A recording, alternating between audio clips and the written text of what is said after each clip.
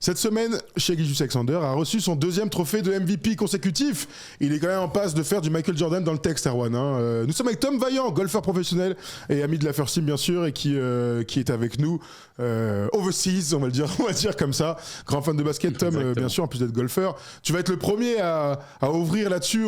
Tom va nous montrer la belle photo de Shai Gilgeous-Alexander. Accomplissement de malade. Deuxième fois MVP de suite, en plus d'être champion en titre, cher Tom.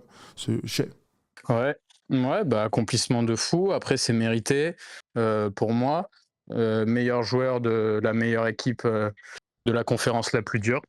Donc, avec des stats de ouf. Valeur sûre tous les soirs, avec sa stat des matchs à plus de 20 points qui est assez lunaire. Il a battu donc voilà, Chamberlain. c'est sûr que pour moi, c'est pas le meilleur joueur du monde, mais c'est le MVP de cette saison. Donc voilà ce que j'ai à dire. Écoute, il ouvre des débats direct, on adore. Vas-y, Erwan. On va pas ouvrir le débat sur le meilleur joueur du monde, ça serait peut-être une bonne vidéo de fin de saison. De fin de saison, exactement, d'été.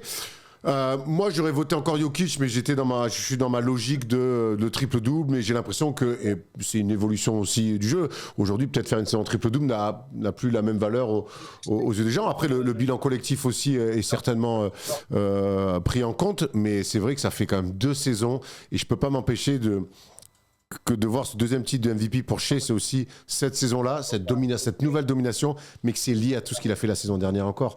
Il rafle tout chez Gilgeous-Alexander. Donc, il a vraiment ce côté, je suis inarrêtable. C'est pour ça que j'étais un peu surpris de voir quand même un peu passer à côté, et je pèse mes mots face aux Lakers, mais à part le dernier match. D'un point de vue des stats, on se comprend. Évidemment. Mais c'est vrai qu'il dégage quelque chose, il a une facilité. Après, il a la meilleure équipe aussi du monde, il a la meilleure défense de la Ligue, mais aujourd'hui, je me demande comment on peut arrêter ce mec-là. Il est encore jeune, et jusqu'où il est parti. Gagner 2 fois le MVP d'affilée, c'est que tu rentres déjà dans une caste avec Steph Curry, avec Steve Nash, évidemment, Michael Jordan, LeBron James, Larry Bird, Magic Johnson. Enfin, voilà. C'est le 14e joueur à faire un back-to-back. Exactement. Et on a dit quoi, le 16e joueur à avoir c'était quoi avoir deux multiples MVP. Voilà, c'est ça. Il n'y a que Karl Malone en fait qui l'a gagné 2 fois, mais pas d'affilée. En 3 ans. Donc c'est un accomplissement de ouf. Tom, tu peux nous remettre s'il te plaît, Tom Tiaravino, du coup, pour ceux qui l'ont peut-être pas vu, je vais le reprendre, et ceux qui nous écoutent en podcast, les votes de tout ça, parce que c'était intéressant, c'était l'un des enjeux. Moi, j'avais aucun doute que J.A. soit MVP, je vous le dis très sincèrement. Comme l'année dernière. Ouais, tout à fait. Mais alors, j'ai été très étonné de voir l'écart de première place qu'il y avait entre lui et Nikola Jokic. 83 votes de première place pour Shai, 10 seulement entre guillemets pour Jokic, 5 pour Victor. Regardez, le 4e c'est Luka Doncic, il y avait une question là-dessus, il y a Jalen Brown aussi qui arrive, et Kate Cunningham, voilà, c'est le top 6 de NBA. Shai, en fait, c'est un plébiscite, les gars. Tu vois, c'est pas genre juste il est MVP. Il est pas unanime, mais il a trusté toutes les premières places, Erwan. Bah là, pour le coup, il y a pas photo. Il y a pas photo. Et encore une fois, il est jamais struggle. Il dégage une espèce de confiance en lui parce qu'il est, par son style et par ses stats. C'est vrai que cette régularité que parfois Jokic mais par contre, tu vois, il y a eu une séquence à un moment donné où Nikola Jokic, quand il est revenu de blessure, souvent, il scorait un petit peu moins, il était plus dans la passe. Alors, c'est toujours... Il était à 14 passes par match. Voilà, mais par contre, il était à 14... Ouais. Mais finalement, tu vois, on m'enlèvera pas de l'idée que pour être MVP, même si ça n'a pas marché pour Steve Nash, c'est ce que je vais dire, à bout d'un moment, un mec qui met 30 pions par match, et qui fait gagner son équipe et qui est dans la meilleure équipe, on va voter pour toi. Mais en plus, il a des stats en volume un petit peu moins bonne que la saison dernière. Non. Il score moins que l'année dernière. Il était à 32 l'année dernière, il est à 31 cette année. L'année dernière, il était à 32,7, cette année il est à 31, mais il y a une stat qui a vachement changé. C'est les pourcentages. C'est le premier joueur de l'histoire à faire 30 points. Tacle par derrière. Non mais parce que moi je trouve ça bizarre de dire que ces stats sont un peu en recul alors qu'en fait tout est en augmentation de ouf. Tu vois ? Et c'est là où je voulais aller. C'est que quelque part il marque un point de moins un peu que la saison dernière, mais que derrière les pourcentages sont largement en hausse. Et c'est ça qui est incroyable avec lui. Tom, tu veux répondre à ça ? Moi, j'ai l'impression qu'il a progressé. Alors, aussi fou que ça puisse paraître, oui, les MVP peuvent progresser encore. Et entre l'année dernière et cette année, il y a un joueur qui est encore plus complet, plus efficace. Ouais, moi, je trouve qu'en fait, son niveau moyen est plus fort que l'année dernière. Il a peut-être justement un peu moins mis de pion, mais je trouve déjà l'année dernière, au bout de une certaine série, on se disait, bon, en fait, c'est valeur sûre, ça va mettre 30 pions par match. Mais là, cette année, je trouve que c'était un cran au-dessus. Parce que j'aimerais bien, c'est une stat que j'ai pas vue, mais le nombre de minutes pendant le 4e quart-temps qu'il a joué comparé à l'année dernière. Et je trouvais que cette année, il était encore plus en contrôle et en maîtrise de son jeu que l'année dernière. Et donc, même plus besoin de mettre tant de points que ça parce qu'il sait qu'il est surdominant, quoi. Après, ça reste quand même encore une deuxième saison à 30 points ou plus, Tom. Tu as raison de le dire. Et là, ce que tu as raison de dire. Quatrième saison de suite. Quatrième, ouais, d'accord. Oui, quatrième saison de Mais, suite. et ce que tu as raison de dire, c'est qu'en fait, cette année, il y a un moment donné, comme un petit peu avec les Warriors de la grande époque, ils jouaient pas les troisième quart-temps. Mais sa grande progression cette année, dans le contrôle, parce que c'est encore un joueur qui est en train d'évoluer, c'est son tir à 3 points. Et on l'a vu cette année mettre des grands step back, mettre des grands tirs à 3 points. On sait que l'année dernière, c'était beaucoup à mi-distance. Il le refait toujours cette année. Mais il a rajouté à ça une arme à 3 points. Et c'est effrayant pour la suite. Il y a un truc qu'on lui reprochait, je mets toujours des guillemets parce que personne ne lui reprochait, mais c'est de ne pas monter très haut en scoring. Tu parlais de régularité. Cette année, c'est pas trop le cas, mine de rien. Alors, la bonne stat, c'est que notre ami, sur les 68 matchs qu'il a joués, il en a 35 à 30 ou plus. Bon, il est relou. Mais il a surtout des matchs, le deuxième match de la saison notamment, il met 55. C'était la première, c'est son record en carrière, mettre plus de 50 points. Il était toujours entre 25 et 35, mais il n'arrivait pas trop à monter très haut. Là, il met 55, il met 2 fois 47. Dont, souvenez-vous de ce match, le 30 mars contre Détroit en prolongation, il met 47 dans un match où c'était les deux meilleures équipes de la NBA qui s'affrontaient. Ça a un petit peu marqué les esprits. Il a en tout, j'ai vu 7 matchs à 40 points ou plus. Donc il les a en fait, c'est record entre guillemets sur un match, ce qu'on pouvait lui reprocher. Non, il est juste. Ouais, mais après, juste, je vous coupe la parole, c'est que c'est pas un joueur qui est pur scoreur, donc qui peut avoir des méchantes pointes comme un James Harden ou des gars comme ça qui peuvent monter très très haut parce que leur seul, entre guillemets, leur seul métier, c'est de mettre des pions. C'est un des meilleurs joueurs des deux côtés du terrain, et donc ça prend de l'énergie. Et je pense que ça, mine de rien, ça peut faire un peu descendre justement les grosses chauffes qu'il peut avoir sur certains soirs. Après, mais moi je pense que sa grande qualité, je pense que c'est un scoreur de race, qui a pratiquement plus grand quand tu fais 4 saisons à plus de 30 points par match. Mais je sais plus ce que je voulais dire. Mais oui, c'est plus la régularité qu'il incarne, plus que d'un mec qui va monter très haut. Tu vois ce que je veux dire? Bien sûr, bien sûr. C'est un scoreur qui tous les soirs il va t'en mettre 30. C'est pas Quelles que soient les défenses. Quelles que soient les défenses. Ouais. Ce qui est très fort, peut-être même encore plus plus difficile fort. que faire, je suis d'accord. Que se dire, tiens, ce soir, lui, il peut mettre 50 tous les soirs. Bon, alors, ce soir, il en a mis que 21, mais par contre, ou 17, mais par contre, le soir d'après, il peut en mettre 50. Lui, il t'en met 30 tous les soirs. Et ça, quelque part, en fait, je pense que c'est bien plus dur qu'un mec qui va monter haut, mais qui va être aussi capable de descendre bas. On rappelle, c'est la plus longue série de matchs à 20 points minimum, et il a battu Will Chamberlain. Ouais. Il n'a pas marqué. Alors, malheureusement, pendant ces playoffs, il est descendu sous les 20 points, donc sa série va continuer en saison régulière. Son dernier match sous les 20 points avant ce match de cette post-season-là, c'était en mai 2025 aussi. Donc il est relou. Le mec, plus d'1 an, il joue absolument toutes les compétitions. Il va jusqu'au bout d'un match 7 de fait NBA et il n'arrive pas à descendre sous les 20 points. Je tiens à apporter aussi une petite précision.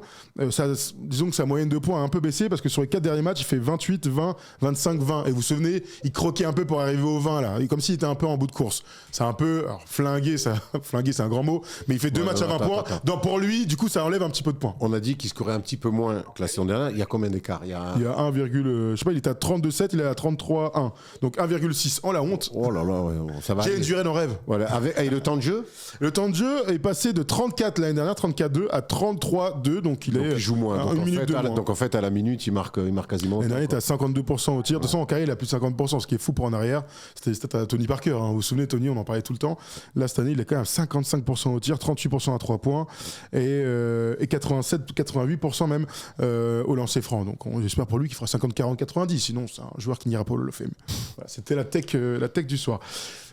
Est-ce que... Alors, Tom, je ne sais pas si tu avais un vote en tête, mais pour toi, le MVP de cette saison, c'était Shai ou est-ce que tu étais plutôt Jokic ou Embiid? Non, pour moi, c'était Shai. Mais derrière, moi, j'aurais mis Jokic très très proche, pas avec autant d'écart. Peut-être plus sur du 60-40 plutôt qu'un 83-10.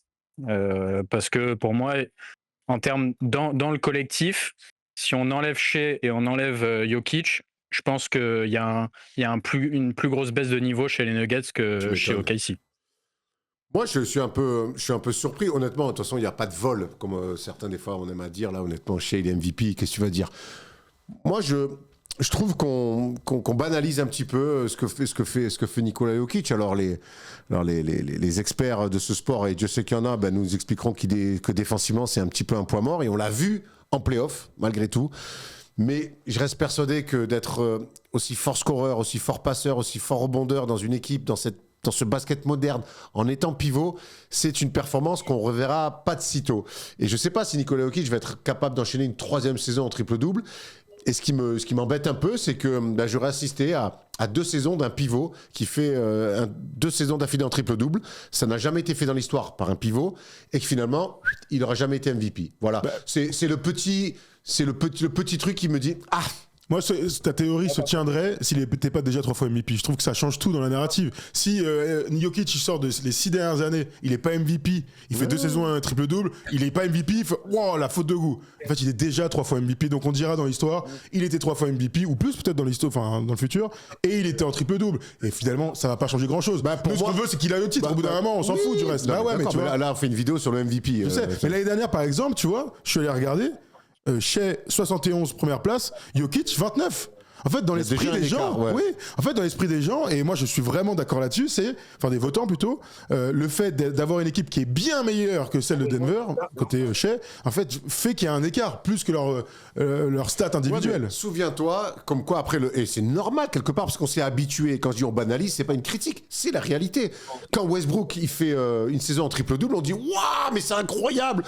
Après Oscar Robertson dans les années 60, un mec est capable de faire ça dans le basket moderne, MVP direct. Et il y a pas de débat. Et il est 6e de la conférence Ouest. C'est la première fois. Mais c'est ce que je te dis. Bah ouais, bah bon. Mais là, pour moi, le fait qu'on s'est habitué, t'as raison. Mais moi, je trouve qu'un intérieur qui fait ça, on a joué au basket, on a eu la chance de côtoyer des mecs de très haut niveau.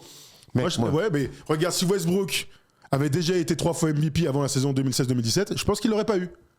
C'est aussi ça le truc. On parle pas d'un mec, on parle pas d'un vierge. Moi, je crois pas parce que je crois pas parce qu'il y avait le côté historique. Oui, mais s'il avait été déjà, je pense que là, dans la tête des gens, puisque Westbrook l'a fait, Jokic c'est moins historique. Pour moi, c'est extrêmement, c'est grandement historique. Alors, c'est quoi la raison pourquoi il l'a pas du coup dans notre esprit? Après, chacun vote en son âme et conscience. Je te donne mon prisme. Je vais pas commencer à expliquer. Mais moi, encore une fois, les mecs ont voté chez, je vais pas leur dire, tiens, compris, Mino. Tu vois ce que je veux dire? Je te dis juste, et c'est mérité pour chez 2 fois d'affilée, c'est mérité. Je te dis juste que, bon, il y a quand même un pivot qui, pour la première fois de l'histoire, fait 2 saisons en triple-double. Et il n'est pas MVP. Est-ce que certains, dites-nous dans le chat et tu nous réponds à cette question, Tom, s'il te plaît, est-ce que certains d'entre vous sont déçus que Victor n'ait pas été MVP? Non. Non, je pense que déjà, moi perso, même si je suis un immense fan de Victor et des Spurs depuis toujours, est-ce que je pense que c'est pas aussi la NBA qui le met autant en avant pour que ce soit vraiment le visage sans débat de la NBA sur les 15 futures années? Parce que est-ce que un Victor mérite d'être aussi haut comparé à un Jaylen Brown ou un Cade vu la saison qu'ils ont fait? Moi, je pense pas qu'il y ait tant d'écart que ça. Et au final, entre guillemets, il y en a un qui est top 3 MVP et les autres qui sont 5, 6. Donc non, pour moi, Victor, ça aurait été un peu trop poussé et narratisé à mon goût. Mais même si il est exceptionnel. Mais voilà, on a vu aussi que son équipe, elle tourne très très bien sans lui. Et moi, je l'aurais pas donné le MVP dès cette année en tout cas. Pour moi, Victor, il a sa place, 3e. Il sera MVP la saison prochaine. Tout à fait d'accord. Et d'autant plus avec ce qu'il est en train de faire pendant ses playoffs. Voilà. Et encore plus, s'il est champion NBA, l'année prochaine, il peut faire 27 matchs, il sera champion. Il n'y a aucune frustration à avoir sur le fait que Victor soit pas MVP. Il est 3e et Jokic est devant, et moi, j'ai aucun problème avec ça. Maintenant, l'année prochaine, je te dis qu'il sera MVP. Oui, on est tout à fait d'accord. Est-ce qu'on peut regarder ensemble les accomplissements justement de cette saison de Shai Gilgeous-Alexander? Il y en a quelques-unes qui sont quand même passionnantes. Regardez, c'est un post qu'on a fait hier. Donc 64 victoires pour le Thunder. C'est l'équipe qui a eu ses joueurs... Enfin, C'est la 3e équipe de toute la NBA qui a vu ses joueurs manquer le plus de matchs. C'est une stat assez incroyable et ça montre aussi l'étendue et la profondeur de l'équipe. Le plus-minus sur la saison, Shea est donc premier avec plus 788 quand il est sur le terrain. Ça n'a aucun sens. Le deuxième, c'est Victor à 682 dans les stats. Ouais, des bons joueurs de basket. Ensuite, vas-y Tom, s'il te plaît. Le fameux 0 match en dessous des 20 points qui est un accomplissement pour tous les basketteurs. Et donc régulière. De saison régulière, tout à fait. Et oui, tout à fait. Et première fois dans l'histoire qu'un arrière tourne à 30 et 55. Je vois pas mal de commentaires parler de ça et j'aimerais bien avoir votre avis. Est-ce qu'à un moment donné, le fait qu'il soit toujours en train de chercher des fautes, que tout le monde ne parle que de ça, enfin tout le monde, pas entre nous en vrai, hein, mais je veux dire sur les réseaux, tout le monde en fasse des tonnes, ça peut un peu entacher sa legacy, ça? Harden, Kobe, je sais pas, Jordan, tous ces mecs-là, ils sont sur la ligne en fait. Les forts attaquants vont sur la ligne, provoquent des fautes. En fait, moi, OKC a pu m'agacer par moments par leur défense ultra agressive, par des choses qu'ils faisaient où je me disais ils sont bien pas avantagés, ils sont bien arbitrés, voilà. Mais moi, j'ai jamais trouvé que, alors oui, il y a 2-3 flops, d'accord, et on va prendre une action, elle va tourner sur les réseaux et on va en faire une généralité. Shai Gilgeous-Alexander est un attaquant hors norme, un des meilleurs attaquants de l'histoire, et les meilleurs attaquants de l'histoire, prenez-les tous, ils vont sur la ligne. C'est comme ça. Et peu importe les postes. Un mec qui met 30 pions par match, il se retrouve 5, 6, 7 fois minimum par match sur la ligne. Et Benji, il dit, mais il y a la manière aussi, Erwan. La manière de provoquer une faute. Il y a pas de main, il y a faute ou il n'y a pas faute. Hein. Après, oui, tu peux être un filou, tu peux être bon dans le dribble pour casser les distances. Tu sais, au basket, on dit provoquer des fautes. C'est vrai. Au basket, on dit on provoque des fautes. Donc en fait, comme il y a ce truc de cylindre et de contact, en fait, si le mec est malin, il va provoquer des fautes, même si le mec défend bien. Hop, je vais mordre un peu, bon, je vais réduire la distance. Hop, et je vais obtenir une faute. Au basket, on dit provoquer des fautes. Et il le fait à la perfection. Et c'est pas un défaut chez Shai Gilgeous-Alexander. C'est pas qu'il est mieux arbitré que les autres à ce point-là. C'est juste qu'il est fort dans quelque chose qui est important au basket, c'est de savoir provoquer des fautes. Et comme tous les grands champions, comme toutes les dynasties, si OKC devient une dynastie, on trouvera toujours quelque chose à dire. Et Jordan, il y avait des gens qui ne l'aimaient pas. Et Steph Curry tire 3 à 3 points. Et LeBron, il n'est pas assez si. Et Kobe, il se la pète. Enfin, je sais pas, on va toujours trouver un truc. C'est aussi la beauté de notre sport. Bien c'est sûr. que tous les champions, tous ceux qui sont en place, à un moment donné, les gens ont envie de retourner un peu leur veste. Alors c'est comme Tom Vaillant dans le golf. Oui. Au plus on a de haters, au plus on est reconnu. Et Tom Vaillant, beaucoup de haters dans le golf. Ouais, pas encore, les gars, pas encore. Pas assez. Pas assez. C'est quoi qui nous a sorti cette phrase si vous ne faites pas assez insulter dans les commentaires, plus vous faites insulter dans vos propres commentaires, c'est que c'est Wax. C'est que votre vidéo est poussée à des gens qui ne vous connaissent pas. Et c'est vrai qu'en ce moment, on se fait beaucoup insulter. Ah ouais, putain. Enfin, les journalistes français en général d'ailleurs, hein, parce que Maxime Aubin qu'on a eu tout à l'heure a dévoilé son vote. Il a mis Shai et Victor en deuxième. On lui a dit qu'il était pas assez chauvin. Rémi a mis son vote, il a mis Victor en premier. Il a pris une vague. Les gars, mais calmez-vous. Il a pris parce qu'il est trop chauvin. Oui, il est trop chauvin. Maxime il prend une vague parce qu'il est pas assez chauvin. Et Rémi prend une vague parce qu'il est trop chauvin. Les gars, au bout d'un moment, c'est je vous le dis, pilule bleue ou pilule verte. Si j'avais eu un vote, moi j'aurais donné Victor en premier. Et tous là sur la terre, ils font tout ça. Nous, il faut qu'on la joue. Non, objectif. Les gars, on pousse pour nos mecs en fait. On pousse pour nos mecs quand ils le méritent. Le problème, c'est quand les gars ne le méritent pas. Victor, il mérite d'avoir des voix. D'accord, mais t'aurais pas voté Noah Penda non plus. C'est ce que je viens de te dire. Voilà. Quand il le mérite. Voilà. Mais c'est important de le dire. Poussons pour nos gars. Penda, on lui souhaite un jour. Noah, il a rien demandé. Il est en train de faire des checks. Ah non, pardon, il fait pas de checks, pardon. Oui, pardon, Tom. Oui, Tom, tu veux dire un truc? Non, je disais bravo Noah Penda. Tout oui, bravo Noah Penda. C'est la famille, d'ailleurs. Peut-être qu'il vient, lui, là. Attends, je vais me renseigner, là. Putain, c'est ça que je dois... Putain, j'ai trop de trucs à faire. Je vais envoyer des messages un peu. Voilà. Pas de chauvinisme, que le meilleur gagne. Mais ça marche pas comme ça, le mec. Nous, on est des lobbyistes de notre sport. Avant toute chose. Il a le droit d'être directeur de centre aéré, après. Hein. Oh là là. Bon, en tout cas, Shai est un magnifique double MVP. On lui souhaite d'aller au bout parce que faire back-to-back MVP et titre MVP des finales, bravo mec. On a de la chance d'aimer ce sport, on a de la chance nous de travailler autour de ce sport. On voit des mecs quand même qui le renouvellement, gros, le renouvellement c'est extraordinaire. Franchement, on en a vu des renouvellements et chaque fois on se dit là après en fait ils sont là les mecs, c'est fantastique. Nous qui font. Après on a le droit d'avoir des avis différents, de préférer un tel à un autre, mais merde quoi. Putain, on s'éclate quoi. Et J.A. a donc maintenant plus de MVP que Shaq, Kobe, Hakim, Garnett, Iverson, Barkley, Wade, Durant, Dirk, Harden, Russ, tous les mecs de notre enfance, quoi. Pour chacun, pour toutes les générations. Hein. Et l'égalité avec Steve Nash. Eh oui, les Canadiens en force, hein. Faut qu'on les rattrape quand même, nos Canadiens. Là. Et tu vois, sur le truc d'être le meilleur joueur du monde, il va falloir qu'il fasse un coup et que le Canada sera à l'échelle internationale. Il y a la Coupe du Monde l'été prochain. Il est en tête, hein. T'inquiète. Tom, tu disais que Shea n'était pas le meilleur joueur du monde pour toi? Non. Tu peux développer Non, vas-y, non. après. Pour moi, Jokic, c'est le meilleur joueur du monde. Il n'y a pas de débat. En tout cas, tu gardes ça dans ta petite boîte. Pour moi, en tout cas, c'est un gars qui est capable de prendre des rebonds, au moins 10 rebonds par match, de faire des passes, de jouer comme un meneur en faisant 2-10, 2-12, mettre 30 pions par match, shooter à 3 points, mid-range, flotteur. Il est bon à droite, à gauche. Franchement, il est... Bon, c'est là où on voit la performance de Rudy sur la série d'avant, mais il est inarrêtable. Et avec cette taille-là, en faisant cette taille-là et en ayant le panel qu'il a, pour moi, ça en fait le meilleur joueur du monde. Très bien. Bah écoute, on gardera cette réponse et on en reparlera ensemble à la fin de la saison parce qu'on veut se le faire ce débat évidemment. Pour finir, parce que France Gall. Hein? Ok, France Gall. Je dis quoi? Évidemment. Ah oui, évidemment, bien sûr. Oui. J'étais pas du tout. J'étais sur ma phrase d'après que j'ai donc perdu maintenant. Non, SGA est un bête de joueur de basket, mais j'ai l'impression que c'est quand même le teammate dont tout le monde rêve. En plus. Oh là là, Tom, mets-moi cette vidéo là, j'ai eu des frissons. T'as vu un petit peu les sacs de golf là qu'il leur a offert? T'as vu, Tom? Ouais, et puis le Audemars Piguet. Hein. Ouais, bah ça, c'est pour les vrais, ça. Je sais que j'ai reçu au moins une dizaine de mecs de nos potes fait. Et toi, personne t'offre de AP et tout là. Je fais, ouais, mais Erwan, il est pas assez riche. Il y a la Swatch là. Il y a la Swatch. Ah ouais, c'est bon. Non, je suis pas assez riche. Et puis. Pour tes 12 gars là de First Team, regarde, il y a tout dedans. Il a même offert un compte premium Spotify.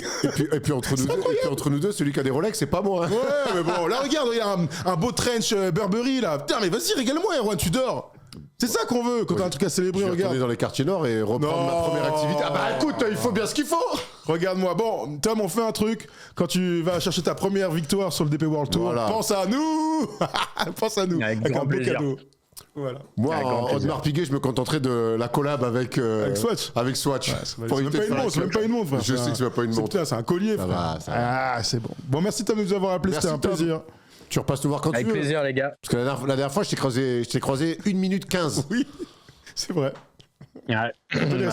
J'étais de passage, mais avec grand plaisir, un jour, je viens et je vous regarde. Ou sinon, on vient et on te regarde à Cannes jouer au golf. Ça peut être pas mal aussi. Bien sûr. En tout cas, niveau météo, vous allez vous régaler. Hein. Par rapport à ce que j'ai vécu dans le Pays Basque ce week-end, ça, il n'y a pas de doute. Bref, on ira voir Tom jouer. J'ai un truc à te proposer, Erwan. Tu verras dans un coin qui nous est cher, où il y aurait tous les meilleurs joueurs français. Mais c'est pas du tout une blague. Ah, mais propose-moi. Mais je vais te proposer ça. On ira voir regarder des gens qui savent vraiment jouer au golf. Merci en tout cas, Tom, d'avoir été avec nous. C'était un plaisir. Avec grand plaisir. Merci, Salut, les Tom. gars. Salut, à la prochaine, Tom. Voilà, allez, en tout cas, si vous êtes d'accord avec nous, enfin, je sais pas pourquoi vous serez pas d'accord, mais en tout cas, Shea fait un magnifique doublé au MVP. Peut-être que c'est le début d'une série. On verra l'année prochaine. Erwan disait Victor. 3, faut se lever de bonne heure. Bird l'a fait. Karim l'a fait, il me semble. Karim l'a fait. C'est tout. Bill Russell l'a fait, non? 3, je crois pas. Wilt l'a fait, tu m'as dit tout à l'heure. 3, ouais, Wilt l'a fait. Wilt l'a fait dans les années 50. Ouais. Je crois que c'est tout. Bon, 60, 66, 67, là, tout ça là. 66, 67, 68, Chamberlain. Ouais, c'est ça. Bon, de mémoire, hein, évidemment, de mémoire. Bravo à Shea en tout cas, et on verra s'il se qualifie en finale, parce que tous ces trophées de MVP qui vont être soulevés devant l'autre équipe, ça, pour les motiver, il n'y a rien de mieux. C'était un plaisir d'avoir Tom Vaillant parmi nous.